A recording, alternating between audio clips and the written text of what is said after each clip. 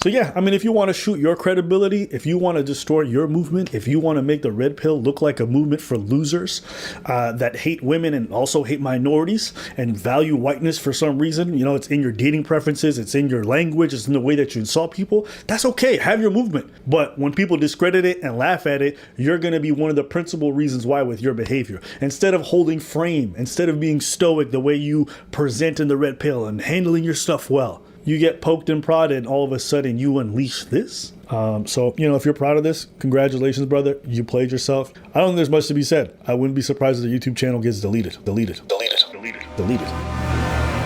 The Fresh and Fit podcast duo rose to prominence around early 2021, and they rose after the fame of Kevin Samuels.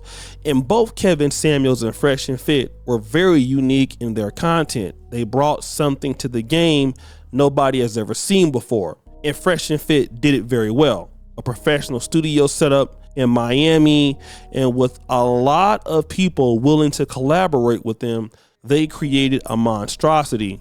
Over 1 million subscribers, and with a great business acumen, they had no choice but to grow large.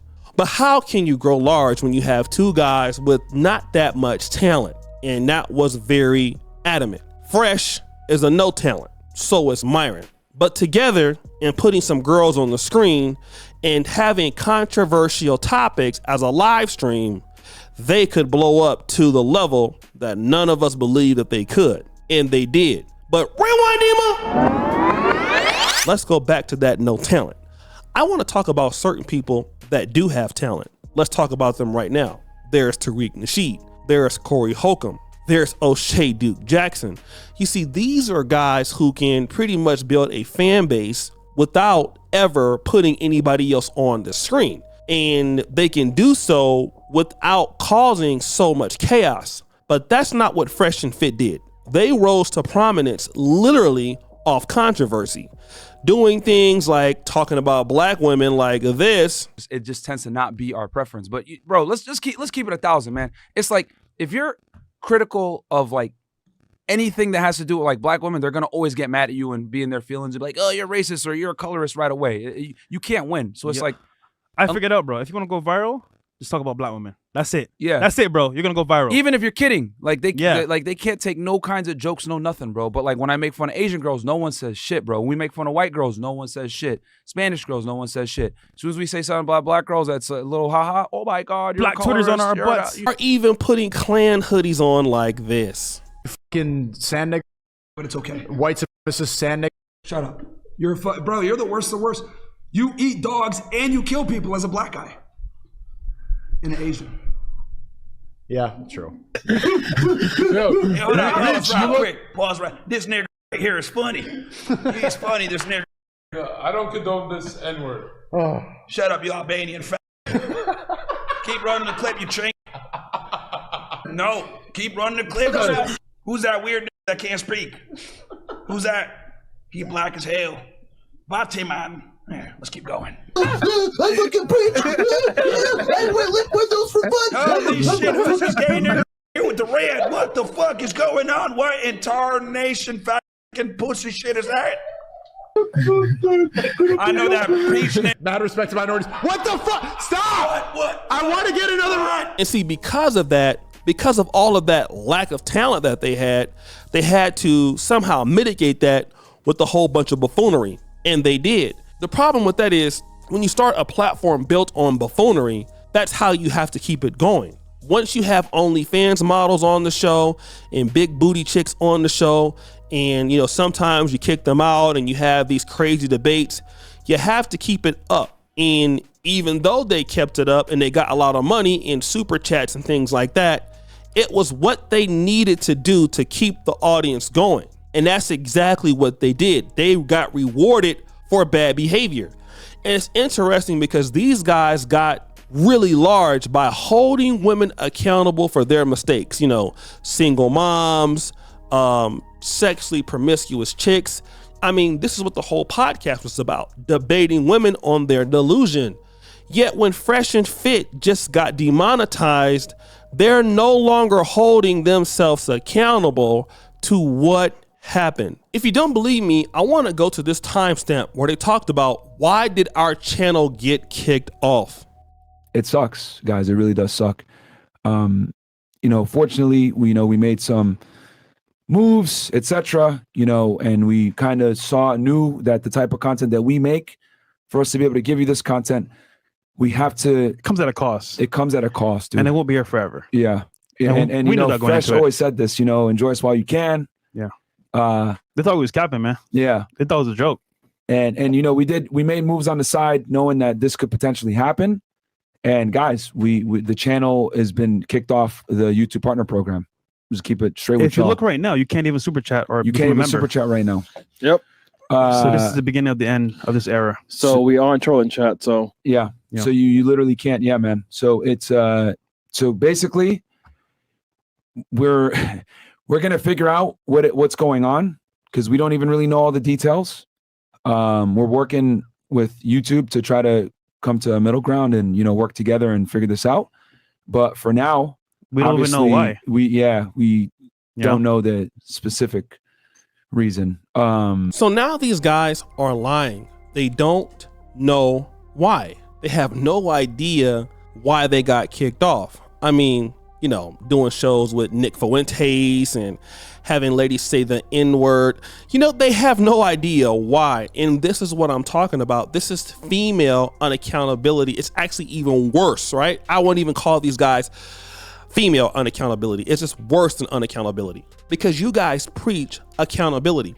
But see, here's what you losers are not going to talk about. You knew what you were not supposed to do on the platform. You know that certain levels of hate speech is not allowed. Mistreating women, and I've talked to you about this before, Myron. I called you right around the time, right before Kevin Samuels passed away, and we had a distinct conversation in March 2022. I told you, stop bringing girls into that particular studio, making those girls get drunk or letting them get drunk just so you can embarrass them. I told you about that. If you want to have a show, but you're so hateful, you can't do that. I said, if you wanted to have a show, have a show. But because you're so hateful and because you're so unaccountable, now you're here acting like you don't. Sad music, I don't know why they kicked us off, bruh. I don't even know. It's clear, bruh. Like you guys sound like Tommy Sotomayor. It's very obvious why you got kicked off of the partner program. And trust me, as a guy who's seen creators come and go, it was evident, okay? So many people are complaining about, the malicious language you brothers use. And again, stop the show. I don't even want to call you brothers. Let me say this. I don't even want to call you sisters. You clowns use. It was obvious. There are certain limits you can't do. Right? You're not going to be able to make fun of black people and say the hateful things you say against blacks or women or whoever you want to talk about and think that it's not going to happen. You can put out your hateful thoughts all you want, but the repercussion of that is somebody has the right to report you. You don't know who's listening to your podcast. You got CEOs in YouTube that are women or people up there that are women that are in the black community that are in YouTube. You don't know who you're talking to. So when they see your hateful content, they're gonna pretty much go ahead and clap back at you. And of course, some of the things you guys can say about women, we also know that's true. But the hateful rhetoric that you clowns have toward the African American community, I'm glad they got your ass up out of here. Okay, now that's just not it. Here's the part where this fool has the audacity to start crying. Let's check it out. But nowadays, free speech is kind of like, is it even a thing? I mean, not really. And and I've already put a considerable amount of my money into this new studio for you guys. I already put it in. I'm like all in. You know what I mean? And it's okay. I'm never gonna say, well, I'm doing this, blah blah blah, and I hate doing this. I love doing this. I'd be lying to you guys if I didn't say I didn't love doing this. I left a job that I truly loved to do this, right? Because I shouldn't be admitting this, but saving children, right? That was great, but saving you guys is better.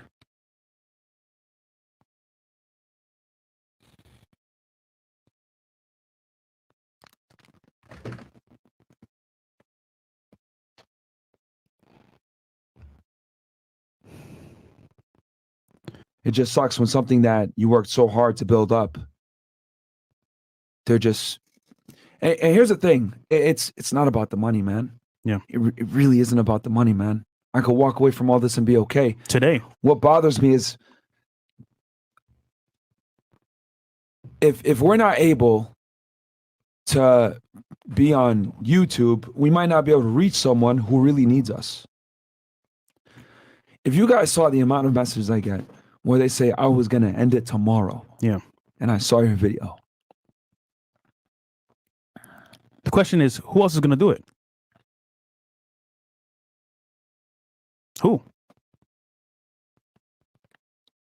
Samuel Dima. Oh yeah, you know, we gave up our lives for this. This ain't about money. We wanted to help you guys. How are you helping guys, bruh? We're gonna be real, okay? You guys roast chicks. You guys do collaborations. You guys don't like to pay, okay? You're helping yourself. We gotta be honest about this, all right? Yes, on YouTube, we're gonna be real. We like what we do. You know, it's fun, right? But also you have a financial perspective. Are you helping guys? Like you have a book called Why Women Deserve Less. I mean, you're going to put that on YouTube, but it's right here. Like, check this out in your comments. Why women deserve less. Okay, you're on a very liberal platform called YouTube. You're going to do that. You're trying to help somebody. You have one-on-one coaching. I don't know why you Negroes are coaching anybody. You're terrible. You have courses you're selling for thousands of dollars. You're helping yourself, period. Okay? You guys are helping yourself. And all of them got demonetized. Fresh got demonetized, all of his channels. Fit got demonetized, all of his channels. Everything you guys got demonetized.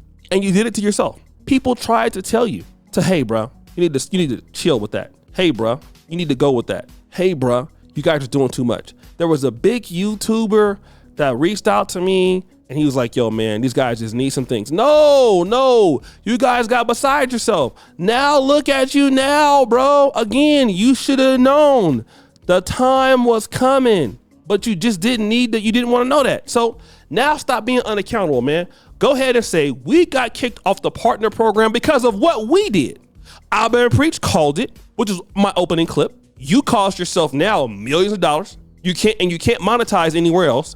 Google, you guys wanted the fame. You guys wanted and then you left your job of $100,000 a year.